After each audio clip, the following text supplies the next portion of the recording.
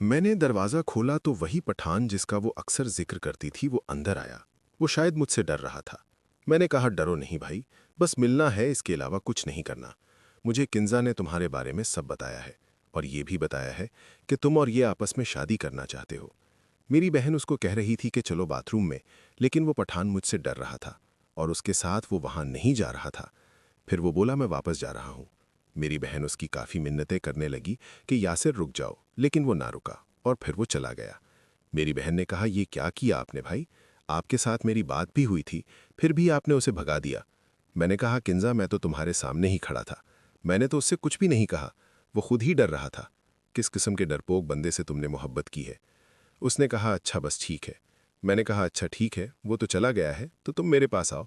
उसने कहा, नहीं भाई, आज के लिए इतना ही काफ़ी है। मैंने उसके हाथ से पकड़ा और फिर गले से लगाया, लेकिन वो छुड़वा के भाग गई। मैं उसे रोकता रहा, लेकिन वो ना रुकी। वो जाके अम्मी के साथ उसी कमरे में सो गई और फिर मैं भी वापस अपने बिस्तर पे अपने हाथ से करके सो गया और फिर मेरी आंख भी लग गई। मुझे मेरी अम्मी ने उठाया था। तकरीबन 7 बज रहे थे। सूरज भी निकलने ही वाला था। मेरी अम्मी ने कहा, जाओ यूसुफ खाला के घर से नाश्ता ले आओ, तुम्हारी खाला ने हम सब के लिए नाश्ता बनाया हुआ है।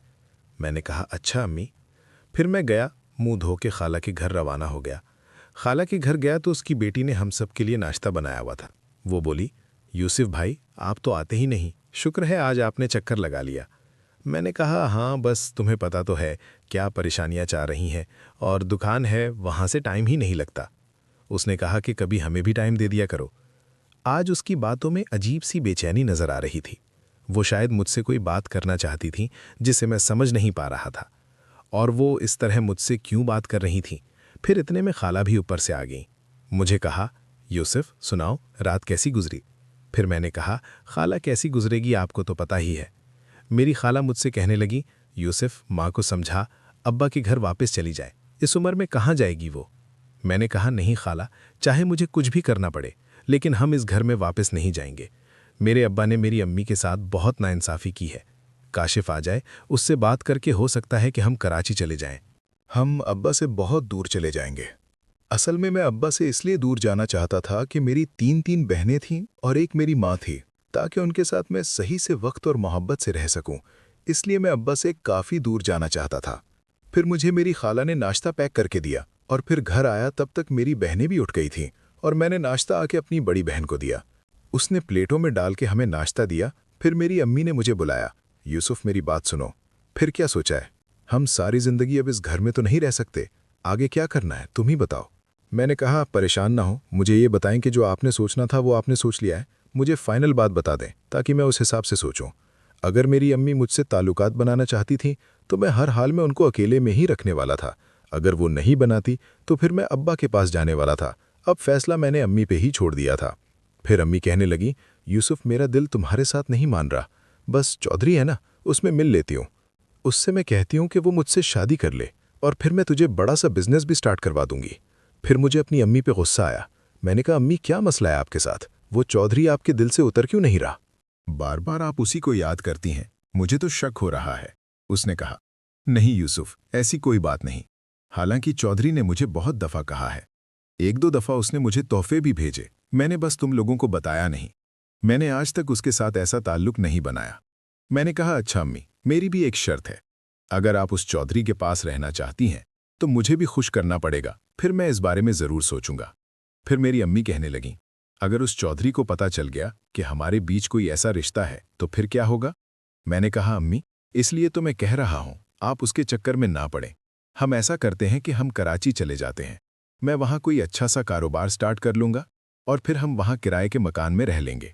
वो शहर है, मैं अपनी दोनों बहनों को पढ़ाऊंगा और बड़ी किंजा का कोई अच्छा सा रिश्ता देखकर शादी कर देंगे। मेरी अम्मी अब परेशान हो गई थी। उसको ये मशवरा अच्छा लग रहा था कि हम कराची शिफ्ट हो जाते।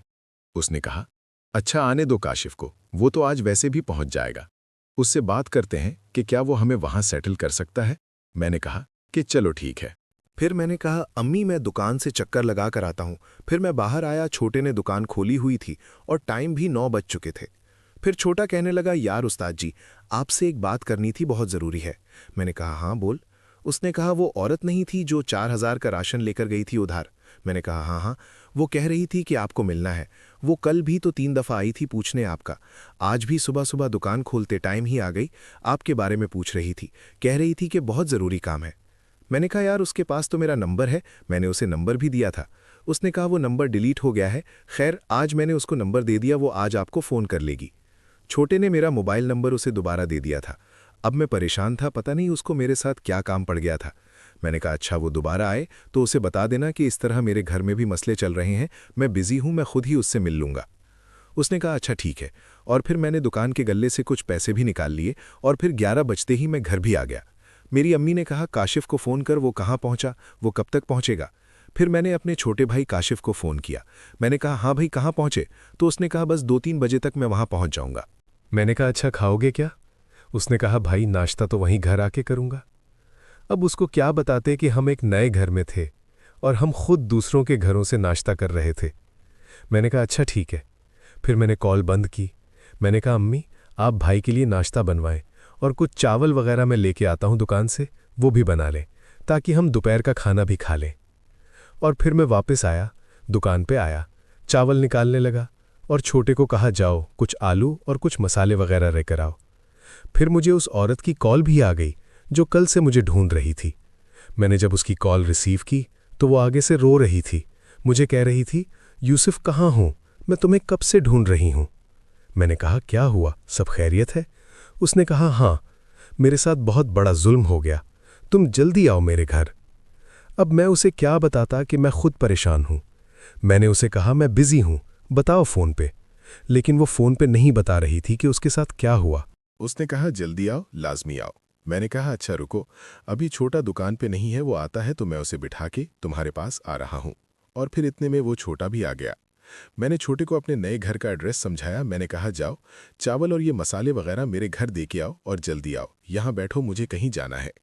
फिर वो चावल मेरे घर दे के आ गया। मैं उस औरत के घर गया तो वो बहुत रो रही। जब मैंने पूछा तो वो बोली कि दोस्तों इस कहानी की अगली किस्त देखने के लिए चैनल को सब्सक्राइब करें और वीडियो को लाइक और शेयर करें। शुक्रिया।